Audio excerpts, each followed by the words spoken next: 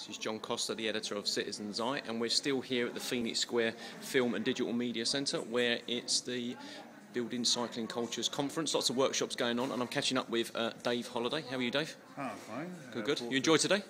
Yeah, it's been quite useful. A lot of interesting things I've discovered from people, and some very nice pictures of New York from John Orcutt. Absolutely, some really interesting stuff going on. Now, what we've got here is probably the largest collection of Bromptons I've ever seen. Certainly, there's 10 there. Can you tell us a little bit about it and this really exciting project you've got with South West Trains? Well, basically, Brompton and South West Trains are the first people to combine together to do a cycle hire scheme for Bromptons. A little bit different from the cycle share schemes in that the people who hire them are expected to take them away for as long as possible. It started about 2 years ago when South West Trains started doing Bromptons hired from the Lost Property Office at Waterloo Station. The Lost Property Office has to be staffed during the daytime. The staff are not always as busy as they need to be, and so Brian Suter took the opportunity to get them to hire out the Bromptons to season ticket holders. And that's proved immensely successful. Virtually all of the 50 bikes in the original fleet are out on hire. And so now South West Trains are growing the scheme, and Virgin have also come on board with the scheme at Stoke-on-Trent. Initially they're using staffed facilities like a reception desk or a lost property office and handing out fairly small numbers of bikes. But just this month we hope to go live with Brompton with what they call the Brompton Dock, which is a 24/7 automated storage facility, so that you have a swipe card, the bikes are identified with an embedded chip, and you go along and you hire the bikes, and you can hire them online, you can reserve the space online, so there's none of this sort of, you turn up with a Boris bike and you find all the spaces are taken. If you're coming in to replace a Brompton in a Brompton dock, you know there's a space for you and it's reserved already through the computer system. So it's quite interesting in that respect. South West Trains are going fairly big on this. They've got a couple of hundred bikes, but other people are going slightly smaller scale. The Daily Telegraph, for example, are leasing a fleet of about 10 bikes in Daily Telegraph livery for their office workers to use. Because you've got a quick look at the bike here. It's actually liveried up as well, isn't it, with South West Trains and stuff. And they look quite simple to use. I mean, you were working with Kai and Will, our two young reporters earlier, and they were helping you pump the tyres up and stuff like that. And when there was adults coming up using your bikes for one of the lead rides this morning, and the young reporters were actually putting the bikes up and putting them down for them. Well, it doesn't take too long to learn how to fold and unfold, and the actual time, the record time is 9.3 seconds. So someone's actually timed it? We actually have races. I mean, we might just do this. We'll get everybody with the Bromptons to line up outside, and we'll have a folding race because at the Brompton World Championships, which come up in August, one of the events is a folding race, and we've got it down to 9.3 seconds. Most people can fold in under 15 with a bit of practice.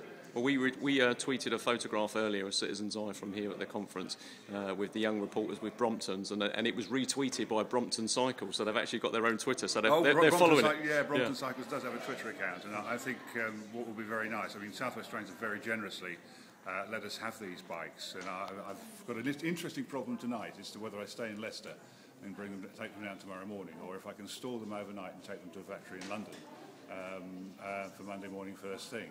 Because although Brompton do work a Sunday shift, they close before we can get down from Leicester.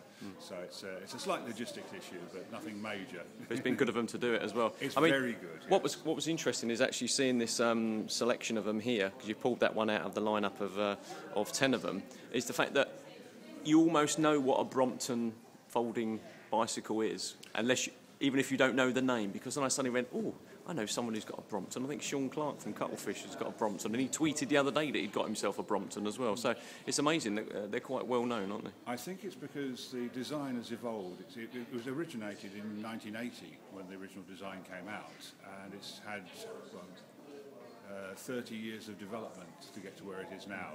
Though they look very similar, there are subtle changes. If you've owned a Brompton for several years, you'll know the changes.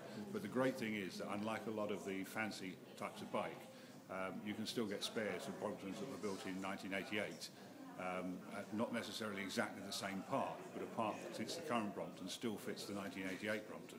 Now, a fascinating fact was I overheard you telling the young reporters this morning when you were talking to them that you can get a Brompton at the age of 7 and it can grow with you up to the age of 77. It's because of the way it extends and stuff. We have people who get a Brompton for their children at about 7 or 8 because they can have the handlebars shortened or brought down. The saddle adjusts over an immense range, and so you can. My daughters were riding Bromptons at 7, and it means you can buy a bike for a kid at that age, and they just go. It's amazing, isn't it? And it means the family can travel everywhere by train and bus, so you don't need a car. The whole flexibility of it is great. And just to finish off, would you be able to assemble it for us as well? Oh, so yes. we can see just how simple it is. Right. Well, basically, it's a fairly simple thing. There's a folding pedal which makes it take up a little less width, so that just drops down. The handlebars release and come up like so, and that just clamps. Simple. Yeah. Obviously, the speed of folding is how fast you can swing that nut round. Yeah. Now, this is the nice bit of trick. You release the saddle because the saddle is locking this all together. The back wheel, the front wheel, are all locked in by the saddle dropping. So if you pull the saddle up and lock it in place, you then grab the handlebars and saddle, and with a single move, you actually erect the bike. Wow. And it's ready to roll. Just to let you know, we just passed 9 seconds, so I'm not filming any record breaking here, but thank you for showing us. Well, it's less and that's it, really. It's that simple, is it? Roll. And because you can take it onto trains, a lot of bus companies are quite happy to accept it. It'll go in. We actually got these 10 bikes into a taxi in Leicester with Andy Salkeld as well. Wow, that is amazing. That is amazing, isn't it? Look at that. And so you can actually tour with a family. You put the bikes in the back of the car. A lot of business people will actually drive into a place outside of town where they can park quickly and easily, and then jump on the Brompton for the last 10-15 minutes because the Brompton can get around the town. You have no problem with parking. The big success for commuters, and this is why South West Trains are doing it, is everybody wins. The commuter doesn't have to pay for the London Tube, which is over £1,000 a year.